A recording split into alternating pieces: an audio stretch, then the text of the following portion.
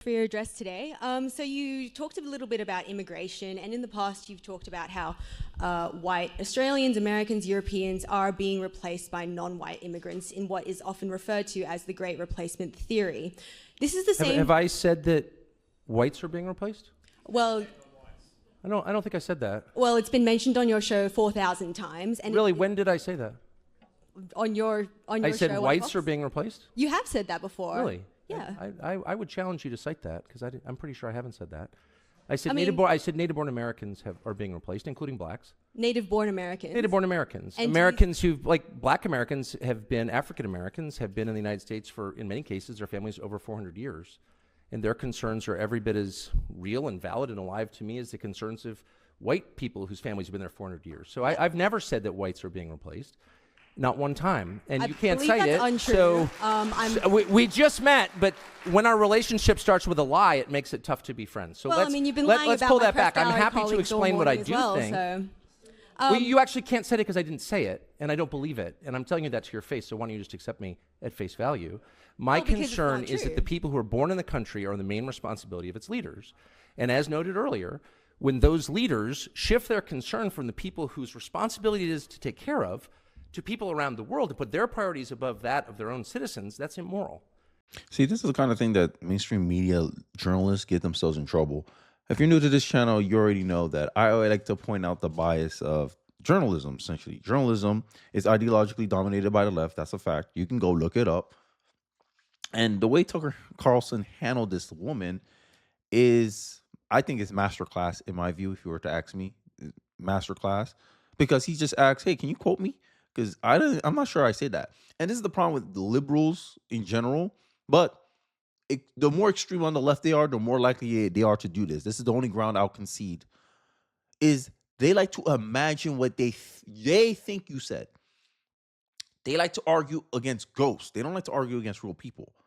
Right? And as you're going to see from this clip, you're going to see that she doesn't listen to anything that really Tucker Carlson says. Tucker Carlson says, yo, I'm not talking about just white Americans. I'm talking about Americans. That means you Asian American, Hispanic American, Mexican American, Irish American, white American. He's talking about all of us. He's talking about the common interests of a nation. Black people have been here for 400 years, and we're still not considered native-born Americans. Like, who's the real racist here? And this whole perception that liberals like to treat people differently based on their skin color. They interpret when Tucker Carlson says native-born American, they interpreted that to mean white. But they're the same people to be arguing that Indians were here first. But they want to get mad about him using the term Native Americans, and they interpret that as him saying white people. And then they'll claim, oh, you didn't hear the racial undertones of his speech. You're imagining that. You're assuming that. And last time I checked, humans suck at judging people's intentions. Before I go into this clip where he totally destroyed this lady, another reporter was there. It was a male reporter, and he started talking about Putin in the UK, you know, the usual attack lines. And I think Tucker did a good job kind of exposing kind of the hypocrisy of the left. Because they like to use arguments where they benefit them, and then they'll say the completely opposite point to try to get you on something or try to smear you or slander you. This is why I said liberals are professional gaslighters. But I digress. Let's check out the clip. I'm interested in your position on Putin. Many people in this crowd would adore conservative prime ministers in this country like John Howard, Tony Abbott, mainstream right-wingers like Boris Johnson, Australian liberals, some of their MPs are in the crowd, are vehemently anti-Putin. They believe he's a reprehensible figure who doesn't believe in the values of conservatism, such as the rule of law and democracy, which gives us the freedoms we have in our country. I'm interested, do you feel any level of shame or regret that you were termed a useful idiot, and then post your interview, Vladimir Putin himself said in his Russian media that he was surprised at how weak your questions were, and he also said that you were wrong when you said that no other journalist had asked to interview him. He said, that's not true. We only thought Tucker was the only person to report fairly. Wait, I thought that you were describing Putin as a psychopathic liar, and yet now you're taking his word for things? Do you? I mean, but let me Let me just quickly unpack your absurd soliloquy if I can. First, I'm stuck on the idea that Boris Johnson is a right-winger. Do you know Boris Johnson? I do. Boris Johnson is a criminal buffoon who, like so many who claim to love Ukraine, is single-handedly responsible for the deaths of hundreds of thousands of Ukrainian men in this war that Ukraine cannot win. And I would refer you to Wikipedia. How many more people does Russia have than Ukraine? Do you know? 100 million. 100 million. And in a land where that's a relevant number, it is not possible for Ukraine to beat Russia. The best they can do is sue for peace. That's been known, including by Zelensky, who wanted that since the early days of this conflict. And Boris Johnson, on orders from the Biden administration, shut down, and this is not a disputed fact, this is a fact, admitted by everybody now, shut down the peace negotiations almost 2 years ago. And Ukraine has been completely destroyed. And now Zelensky has passed a law allowing foreign corporations to own land there. So you tell me what Ukraine is going to look like in 30 years. I don't know about you, but that was a great takedown by Tucker. Like, he's like, oh, you call Putin a liar, and now you are taking him at his word. Like, which is it? And this is the inconsistency. I think a lot of conservatives, like people who are more conservative leaning, they have a hard time with the liberal left, right? Because they'll say one thing, oh my God, my body, my choice. And then the vaccines come out and they like the vaccines, and they make a completely polar opposite argument. Whatever fits the times. They lack consistency. And if you lack consistency, I lack trust in you. And this is something that Tucker has been pointing out about the government. And at the end of the day, Tucker is judging his government from a moral perspective, which is fine. That's his right to do that, right? Because his problem, and this is the only moral ethic that every country should follow. What is in the benefit of my people? That's it. Don't sit here trying to divide your population based on skin color, something superficial. And yes, I believe judging someone by their skin color is superficial. Dating someone because they're black is superficial. We should understand that we have a common interest in preserving this country, because this country is the best place to be black. Since 1991, it's been reported the best place to be black. The richest 1% of Americans, the top 1% of blacks live here in America. Kids in Africa wishing they could be you in your poorest. And for that, this is a problem. Like, you can't see the forest from the trees, because all you care about is you want to say, oh, I don't have what this person have. Did you do what that person did? Did you go to college? Statistically, you didn't. Are you investing your money? Statistically, you didn't. And then you're going to complain about generational wealth when you don't even do the same behaviors as someone else. But you bring this stuff up, and what a black liberal will tell you is you're drinking the Trump Kool-Aid. You're drinking Trump. You got that. Yep. You drinking that Trump juice. What, you mean reality? I have eyes. I'm black, not stupid. But black liberals, black Democrats, they think you're stupid. I'm just replying to a comment I saw, because I saw a dumb comment where the guy was like, "Oh, you on that Trump juice?" And I think I was just making an observation of what I think and what I believe, but he didn't care about none of that. He thinks I'm like him. I need someone to tell me who to vote for. Look, I vote based on my own values and principles, and I agree with the values and principles that some of the things that Tucker Carlson is saying right here. And black people are more likely to listen to a journalist about these things. And this is the kind of journalism they get. Warped, framing. They talk about spin jobs, but the people they listen to is more guilty of the spin jobs than any other person. They listen to a profession that is most likely dominated by people that vote Democrat, but they want to tell you're on the juice. Projection, typical. They're guilty of what they're accusing you of. Typical liberal logic. But they don't see it, because all they can think about is getting their way. But I digress. Let's jump right into this video where Tucker Carlson continues to ask for evidence of when he said this, and this idea that if you care about replacement theory, and replacement theory is not based on white supremacy, is not based on skin color. Liberals are making that assertion because, like I said, liberals are the most racist between other. If it was a white liberal and a white conservative, who's more likely to be racist to me? I'll say it's a white liberal, because they like to dumb down their language when they're talking to black people. They like to make assumptions based on your skin color. White conservatives is like, let me see how this guy is. White conservatives are more likely to believe in color blindness. Hell, when a white conservative adopts black kids, he's teaching them color blindness. When a white liberal adopt black kids, they're conditioning them into their mess. I'm done. Responsibility is to take care of to people around the world, to put their priorities above that of their own citizens. That's immoral. And they are being replaced in my country, people who are born in the United States. And the birth rate tells the whole story. They are not at replacement rate. And so the US population is growing because we're importing people from other countries. And my view is that happy people have children, and a functioning economy allows them to do that. And we don't have that. And so you need to fix the economy and fix the culture and make it so that people who want to have kids can.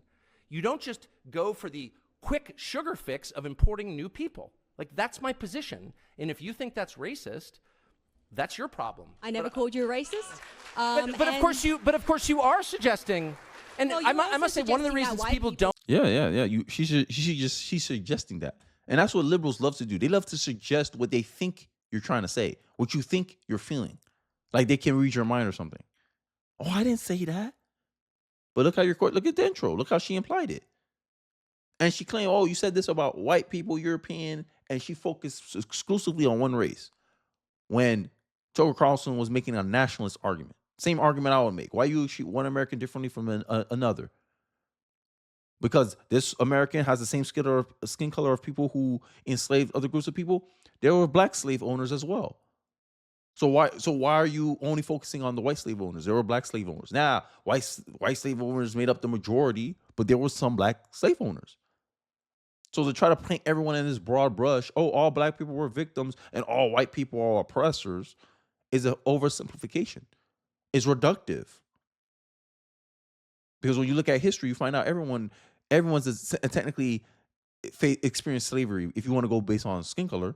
And the biggest perpetrator were people who look just like the slaves. But they don't like to bring out that wrinkle of human history. They love to focus on something that they could project an imagination, a narrative over. Like I said, the truth can withstand scrutiny. A narrative can't.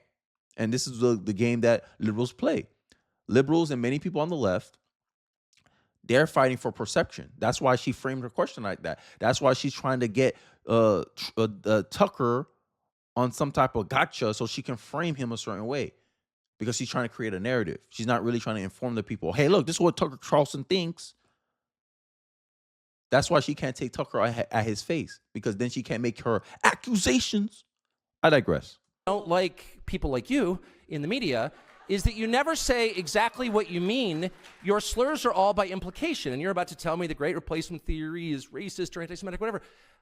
I've said what I've said to you right now like 100 times in public. I hope to, if I live long enough, say it 100 more times. I think it's completely honest and real, not racist or scary. It's factually true. It's not a theory, it's a fact. And the whole point of your question was to be like, you're a scary racist. Well, I haven't And actually my finished my response is, question. no, I'm not. Okay, well, how about no more lying in your questions, and then I'll answer it. Okay.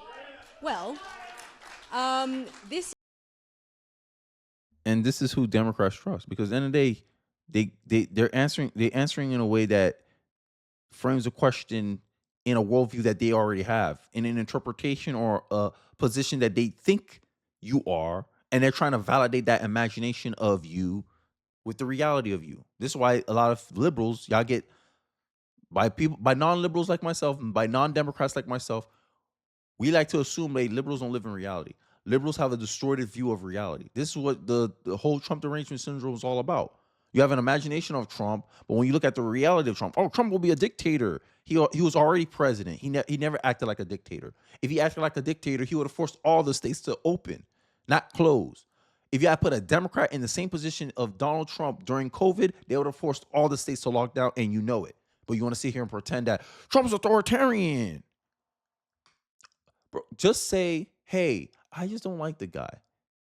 And I feel some type of way about other people liking the guy. That would be the most honest thing a liberal can say. But no. They have to pretend that it's on some moral high ground that they're on. And that's a tendency that I notice a lot by the left. They like to portray themselves as the more virtuous and noble person. And that's that's a facade in my view. Because liberals seem to more interested in looking good than actually being good. I digress. Let's take a look. This is the same theory, or as you say, idea, that has inspired the New York Buffalo shooting where 11 black Americans were killed. Two white Americans were killed. Like, and it's also inspired... it's not, first of all... It's inspired one of the worst Australian guns How do of they all get time people to this shoot stupid in the media? I guess it doesn't pay well. Look, I'm sorry. I've lived among people like you for too long, and I don't mean to call you stupid. Maybe you're just pretending to be, but I'm totally against violence. I'm totally against the war in Ukraine, for example, which doubtless you support. And like all dutiful liberals, support more carnage. I don't. I hate mass shootings, actually. Nothing I said, what does it mean to inspire something? My views are not bigoted against any group. They're honest. They're factual. That's not hate. That's reality. And my views derive from my deep concern for Americans, actually. Americans aren't having kids because they can't afford to. And nobody in charge cares. And so that's my position. That doesn't inspire mass shootings. How dare you try to tie me to some lunatic who murdered people? And this is the gaslighting that I'm talking about. That the left will say, Kitty, you're criticizing liberals unfairly. But this is the tactics y'all use. You want to hold Republicans, you want to hold conservatives, you want to hold Christians to their moral standards. But because you have none, we can't hold you accountable with your standards. All we can point out is, hey, you don't really believe in equality, because if you believe in equality, you would have called it the same way you call it against us. That's it. That's why I say I can't really trust an atheist, because like what you're basing your moral values on.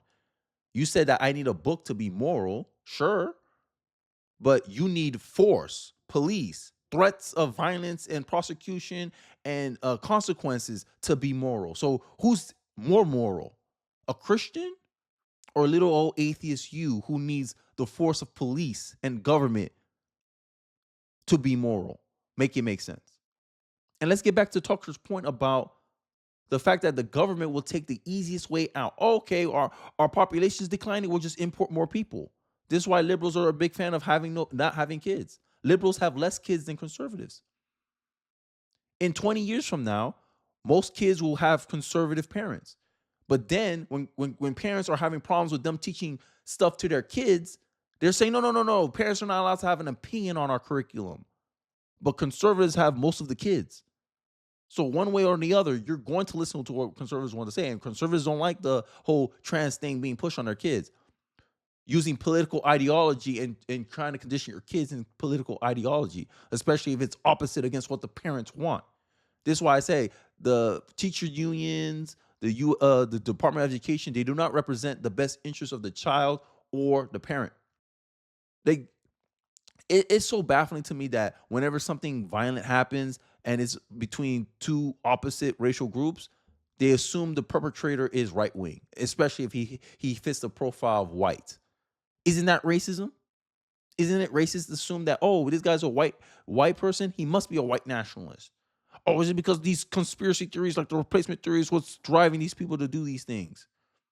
Oh, what about your Palestine protesters with their anti-Semitism? What about your protesters on college campuses when conservatives come down just wanting to speak their ideas, have a debate? They're treated and met with violence from left-wing protesters. Oh, you don't care about that though. I don't see that. Liberals never pay attention to the negatives of what's going on with their side. That's why they never call out their side. They're always looking at the conservatives. Conservatives are always held at a higher standard, and liberals have no standards. That's why the left-wing protesters from BLM can destroy property, make records destroying property, and never get held accountable. How dare you, actually? And in fact, I mean, do you know what I mean? I'd be like, Hitler wore those shoes. A lot of people are saying that you're like Hitler. Can you explain those shoes? Hitler wore exactly the same shoes, and you're like, I've got nothing to do with Hitler. Well, that's how I feel about your absurd, disingenuous question. Right, so therefore you support gun control? What? I thought it couldn't get dumber, but it did. No, I don't support disarming law-abiding people so they can't defend themselves. So the government has a monopoly on violence? I don't think so. First of all, in my country, that's illegal, as you know. But moreover, it should be illegal in every country. A sovereign person has the right to defend himself and his family. Period. And that's something the left hate. They hate the sovereign individual, because technically that's what I represent, a sovereign individual. Who cares that black people vote 90% for the Democratic Party? Doesn't mean I have to. Black person, you think racism is the biggest problem in your life? Oh, tell me how. Tell me how. I find that interesting. Tell me how. Because you believe racism can stop you, and I believe racism can't stop me. All of a sudden, I'm wrong. When if you believe racism can stop you, that's a personal problem. Racism is a personal problem in 2024.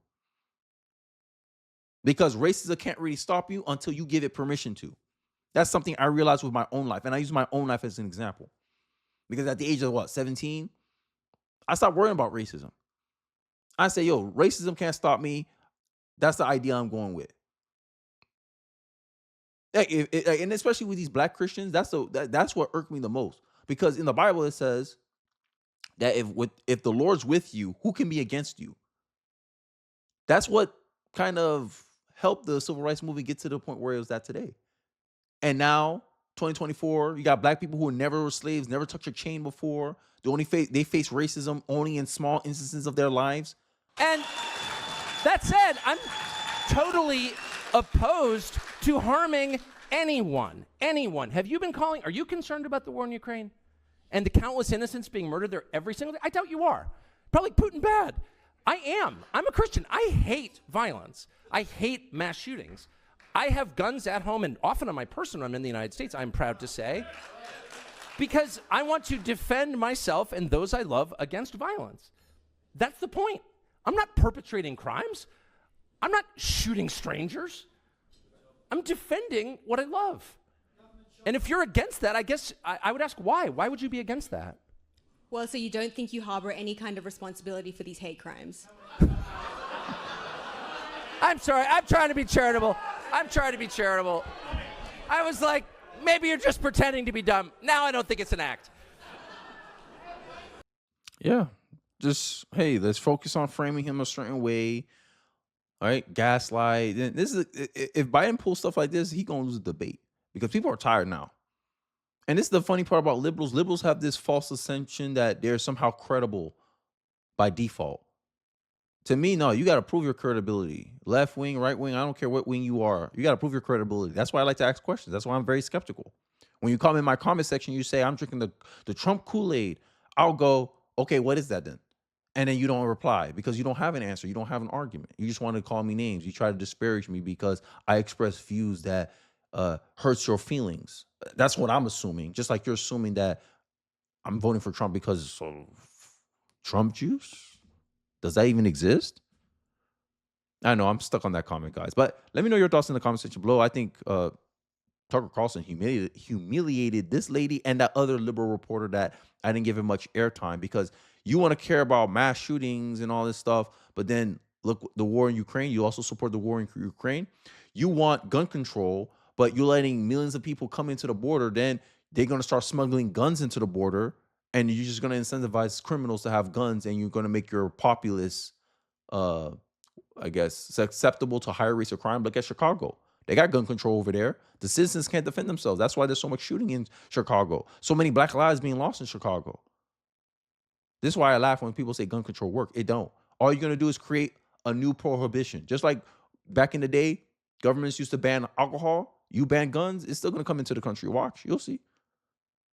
We're not the UK that's, kind of isolated on water and make it hard for people to come into the country with weapons. But the southern border in the United States, that is so wide open. I bet they can start smuggling guns over there. They're dragging fentanyl. They're dragging drugs over the border. What makes you think they won't use it with guns? I know I'm going on a long tangent. This video wasn't supposed to be this long, but I'd like to hear your thoughts about it in the comment section below. Don't forget to like, comment, subscribe. I really do appreciate you guys watching to the end of the video. And I'll catch you guys on the next one. Peace.